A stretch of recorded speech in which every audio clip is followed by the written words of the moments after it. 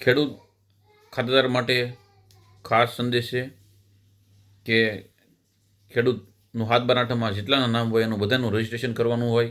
ઘણા ટાઈમથી રજિસ્ટ્રેશન હાલતું હોય તો તમામ ખેડૂત ખાતેદારોને જેસર ગ્રામ પંચાયત દ્વારા જણાવવામાં આવે છે કે તમામનું ફ્રી રજિસ્ટ્રેશન જેસર ગ્રામ પંચાયતમાં 10/5/2024ના રોજ આખો દિવસ દરમિયાન કરવામાં આવશે.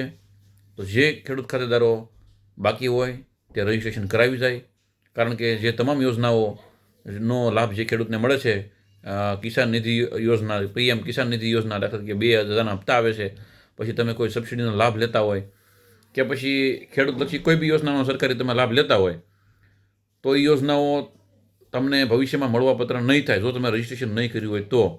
રજિસ્ટ્રેશન ઘણા ખેડૂતોએ કરાવી લીધેલું છે, પણ ઘણા ખેડૂતો રજિસ્ટ્રેશનમાં બાકી છે. તો ખાસ જિલ્લા વિકાસ અધિકારી અને તાલુકા વિકાસ અધિકારી શ્રીની સૂચના છે કે સરકારશ્રીના પરિપત્ર પ્રમાણે ખેડૂતને રજિસ્ટ્રેશન કરાવવું ફરજિયાત છે. જો ખેડૂતનું રજિસ્ટ્રેશન નહીં કરાવેલું હોય તો સરકારશ્રીના યોજનાનો કોઈ બી યોજનાનો લાભ કદાચ ભવિષ્યમાં તમને ન મળી શકે.